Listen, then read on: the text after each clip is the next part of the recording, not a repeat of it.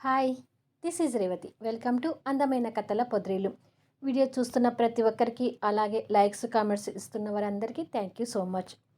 తొలి ముద్దు episode number 111.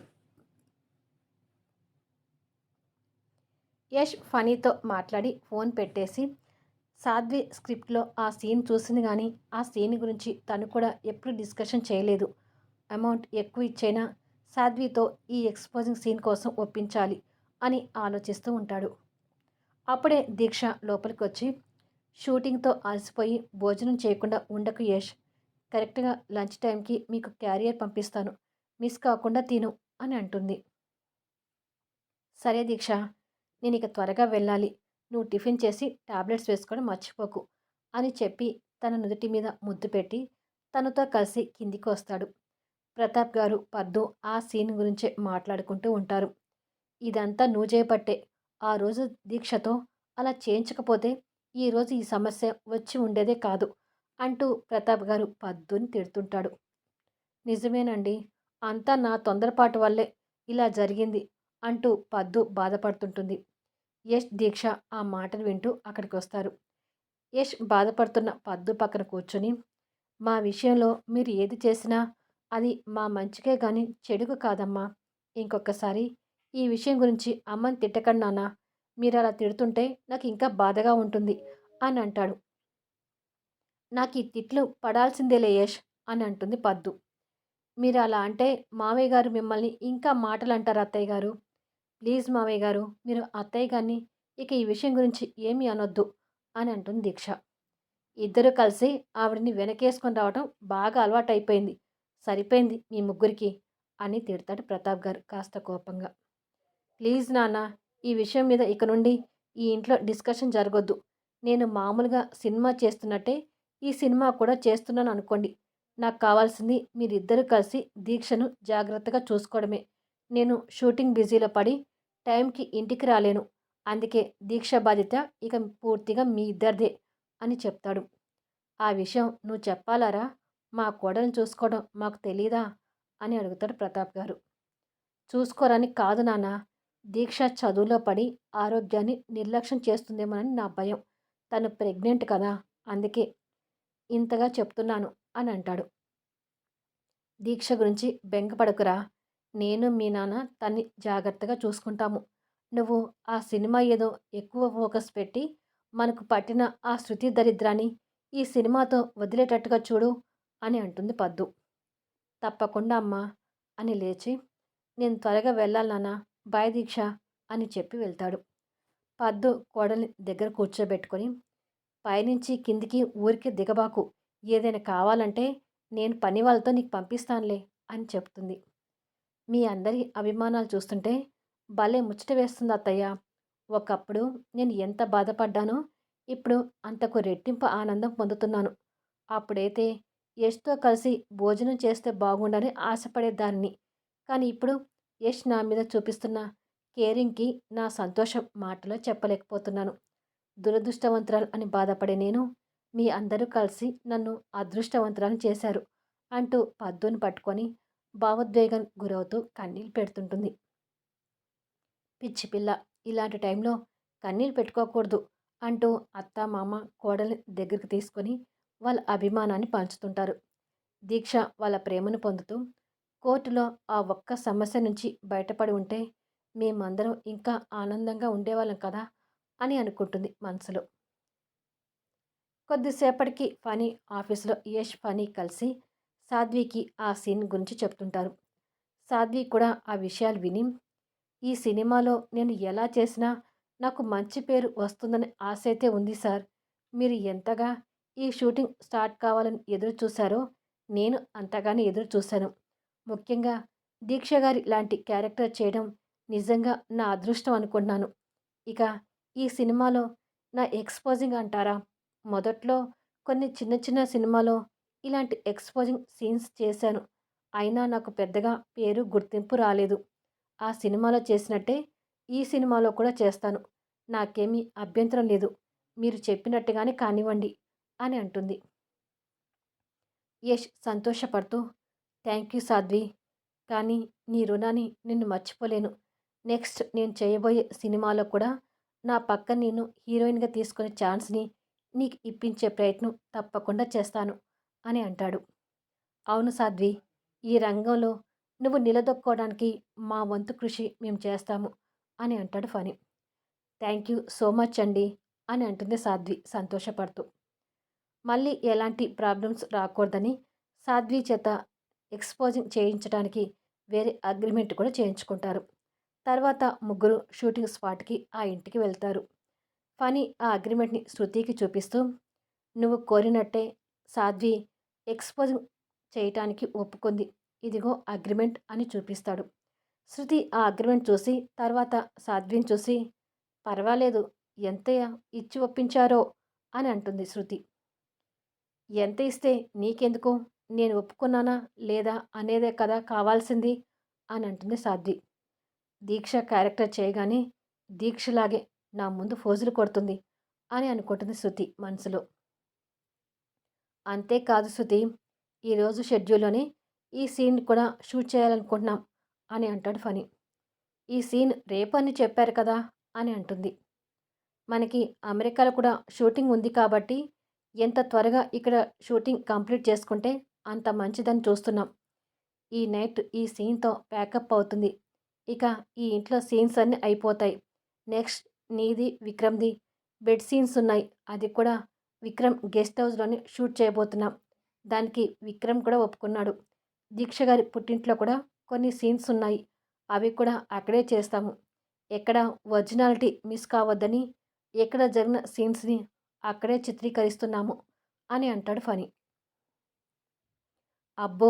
షూటింగ్‌లో కూడా ఎన్ని జాగ్రత్తలు తీసుకుంటున్నారో. సరే మీ ఇష్టం అలాగే కానివ్వండి.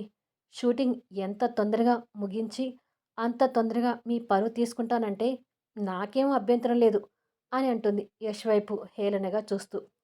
తన మాటల వైఖరికి యష్ కోపంతో పిడికిలి బిగిస్తుంటాడు. కొద్దిసేపటికి షూటింగ్ స్టార్ట్ అవుతుంది.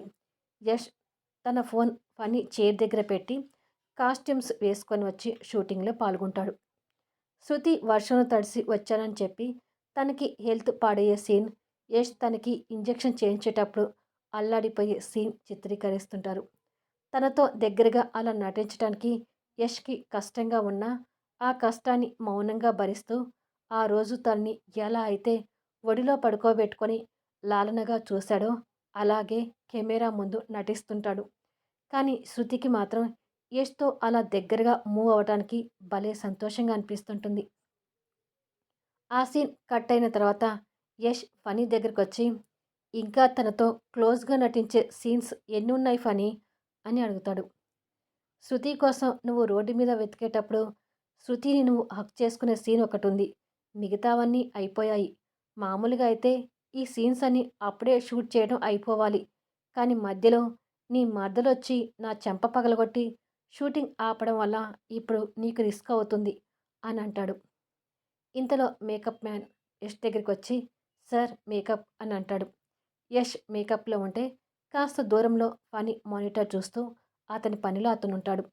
అప్పుడే ఫనీకి అందుబాటులో ఉన్న యష్ ఫోన్‌కి 'కంచు కాలింగ్' అని స్వప్న ఫోటో పడుతూ రింగ్ అవుతూ ఉంటుంది. తనని స్క్రీన్ మీద చూడగానే స్వప్నతో చివరిగా మాట్లాడిన మాటలు అన్నీ ఫనీకి గుర్తొస్తుంటాయి. ఫనీనే ఆ ఫోన్ తీసుకొని యష్‌కి ఇస్తాడు. యష్ ఫోన్ స్క్రీన్ మీద స్వప్న ఫోటో చూసి ఫనీ ఫేస్ ఎక్స్‌ప్రెషన్స్ గమనిస్తూనే కాల్ లిఫ్ట్ చేసి, "చెప్పు స్వప్న" అని అంటాడు. ఫనీ మౌనంగా అక్కడి నుండి వెళ్ళిపోతాడు. "షూటింగ్‌లో మిమ్మల్ని డిస్టర్బ్ చేశానా బావగారు?" అని అడుగుతుంది స్వప్న. "ఏమీ లేదు స్వప్న. ఇప్పుడు నేను మేకప్‌లో ఉన్నానులే. ఏంటో చెప్పు" అని అంటాడు. "షూటింగ్ కోసం అమెరికా వస్తానన్నారు కదా! అంటే నేను కూడా ఇక్కడే కదా ఉండేది. ఎప్పుడు వస్తున్నారో తెలుసుకుందామని ఫోన్ చేశాను బావగారు" అని అంటుంది.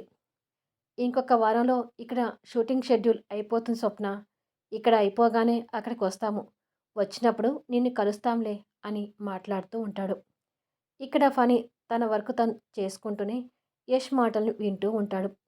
కొద్దిసేపటికి ఆ ఇంట్లో ఉన్న యష్‌కి, సాధ్వికి, వాళ్ళ పేరెంట్స్‌కి లల్లి పెళ్లి చూపులు సందర్భంలో జరిగిన సీన్స్‌ని చిత్రీకరిస్తారు. ఆ రోజు నైట్‌కి ఈ సీన్‌ని స్టార్ట్ చేస్తారు. ఆ సీన్ చేసేటప్పుడు శృతి ఫోన్ లైన్‌లో ఉన్నట్టుగా ఫోన్ కూడా పక్కనే ఉండి కనిపిస్తూ ఉంటుంది. కానీ ఆ సీన్ మాత్రం శృతి దగ్గర ఉండి చూస్తుంటుంది. పూర్తి నగ్నంగా సినిమాలో చూపించరు కాబట్టి సాధ్వి శరీర ముఖ్యమైన భాగాలను క్లాత్‌తో కవర్ చేసి ఆ సీన్‌ని షూట్ చేస్తూ ఉంటారు. యష్ గతంలోకి పోయి ఆ రోజు దీక్షతో మాట్లాడడం, తనని కొట్టడం అని గుర్తు తెచ్చుకొని ఇప్పుడు సాధ్విలో కూడా దీక్షని చూస్తూ ఆ సీన్‌లో లీనమై పోయి నటిస్తుంటాడు. శృతి మానిటర్ ముందు కూర్చొని ఆ సీన్‌ని చూస్తూ ఉంటుంది. కరెక్ట్‌గా తను అనుకున్నట్టుగానే ఆ సీన్ రావడంతో సంతోషపడుతుంటుంది. ఆ సీన్ అనుకున్నది అనుకున్నట్టుగా రాగానే కట్ అని ఫని చెప్పగానే అప్పటి వరకు కష్టంగా కన్నీళ్ళు ఆపుకుంటూ నటిస్తున్న యష్ అక్కడి నుంచి పక్కకు వెళ్ళి భావోద్వేగానికి గురవుతుంటాడు. శృతి మాత్రం సంతోషంగా చప్పట్లు కొడుతూ యష్ దగ్గరికొచ్చి, ఎగ్జాక్ట్‌లీ నేను అనుకున్నట్టుగానే ఇంకా చెప్పాలి అంటే నేను అనుకున్న దానికంటే ఎక్కువగానే వెరీ హాట్‌గా వచ్చింది ఆ సీన్ అని అంటుంది. యష్ కన్నీళ్ళు తుడుచుకొని, ఇప్పుడు నీ కళ్ళు చల్లబడ్డాయి కదా అని అడుగుతాడు. యెస్, నిజంగానే నా కళ్ళు చల్లబడ్డాయి. ఇప్పుడు ఇంకా సంతోషంగా ఈ షూటింగ్‌లో పాల్గొంటాను యష్ అని అంటుంది. ప్యాకప్ అని ఫణి చెప్పగానే టెక్నీషియన్స్ ప్యాకప్‌కి రెడీ అవుతుంటారు. ఫణి శృతి దగ్గరికొచ్చి, ఈ ఇంట్లో షూటింగ్ అయిపోయింది.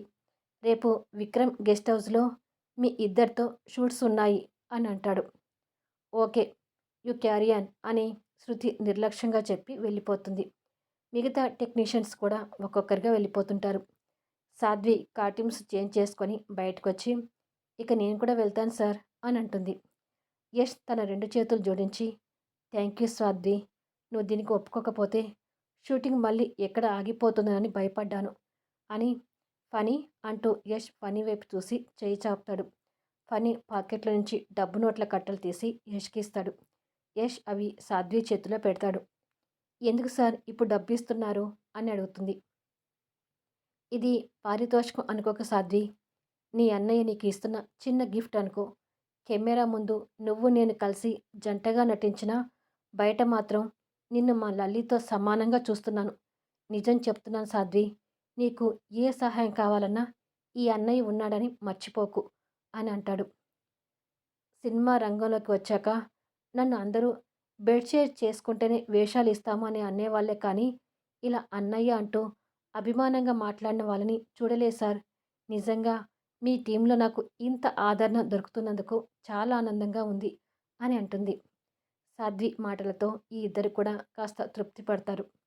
వెళ్ళొస్తాను సార్, మళ్ళీ నా షెడ్యూల్ ఉన్నప్పుడు కాల్ చేయండి, వస్తాను అని చెప్పి వెళ్తుంది సాధ్వి. యష్ ఇంటికి చేరేసరికి 12 అవుతుంది. అప్పటికే దీక్ష పడుకొని నిద్రపోతుంటుంది.